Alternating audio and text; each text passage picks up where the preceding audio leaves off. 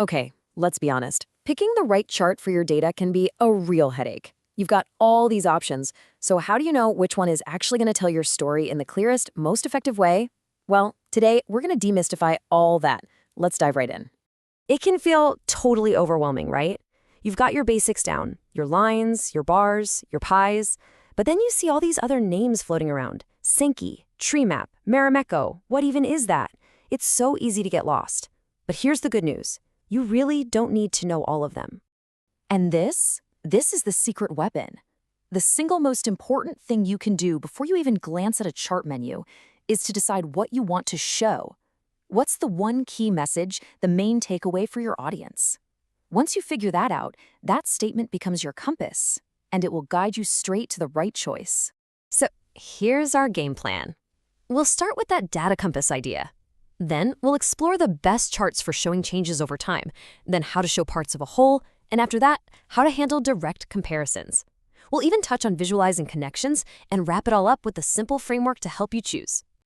You know, the real power of having that compass is that it lets you just ignore most of the chart options. Seriously, if your main statement is, I want to show how our sales have grown over the last decade, then you can immediately forget about pie charts. It just simplifies the whole process.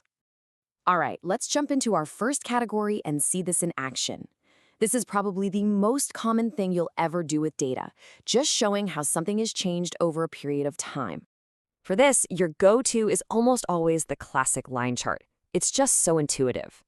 Now, if you want to emphasize not just the total, but also the parts that make up that total, an area chart is a really solid choice. And if you only have a few points in time, like comparing the last 5 years, a simple column chart works beautifully. But we've all been there. You try to compare, say, 10 different countries or products on one line chart, and it just collapses into this unreadable mess of tangled, overlapping lines. It's a true spaghetti monster. So what on earth do you do then? Well, the solution is this incredibly powerful and elegant technique called small multiples. Instead of cramming everything into one chaotic chart, you give each category its own little mini chart, and then you arrange them in a grid. Look at that. All of a sudden, the comparison is clean, it's clear, and it's just so much easier to understand. Okay, next up, let's talk about showing parts of a whole. You know, things like market share, budget breakdowns, or survey results. This is the natural habitat of the classic pie chart. Now, take a quick look at this donut chart. Can you instantly, easily tell how much bigger Category B is than Category A? It's kind of tough, right? And that's because our brains just aren't wired to accurately compare the sizes of angles and arcs. But now, look what happens when we take that exact same data and put it in a bar chart. Bam! That 5% difference between A and B is suddenly crystal clear. It's obvious.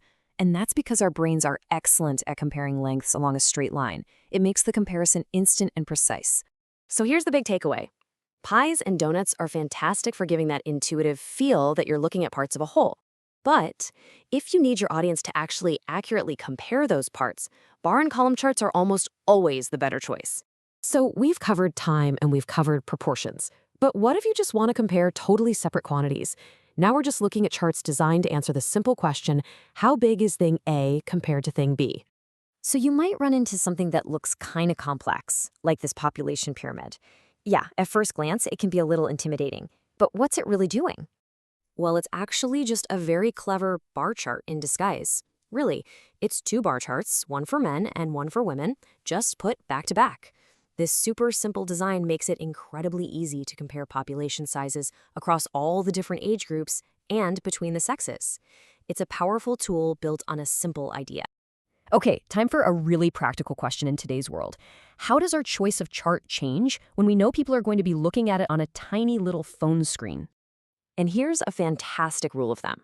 On a narrow phone screen, a vertical column chart just gets squished horizontally, right? And the labels at the bottom become a jumbled, unreadable mess.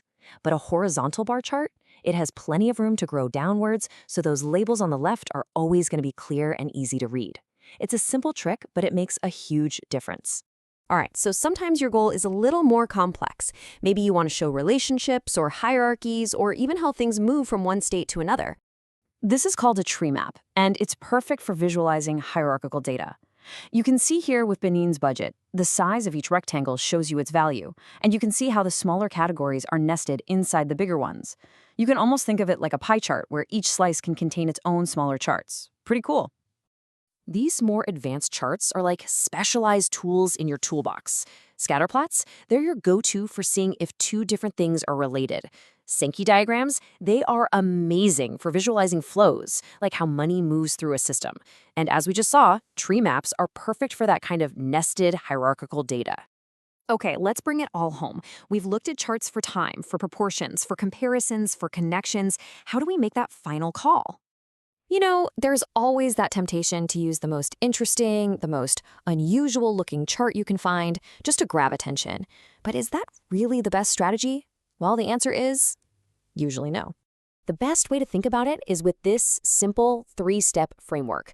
First, just start simple. Use the charts your audience already gets, like bar and line charts. Second, always prioritize clarity over looking cool. The goal is to make comparison easy. And third, if you really do need a more complex chart, ease into it. Maybe land your main point with a simple chart first. Because at the end of the day, choosing a chart isn't just a technical thing. It's an act of storytelling. It's about finding the clearest, most honest, and most compelling way to show the information you have. So the final question you should always ask yourself is this: what's the story my data is waiting to tell?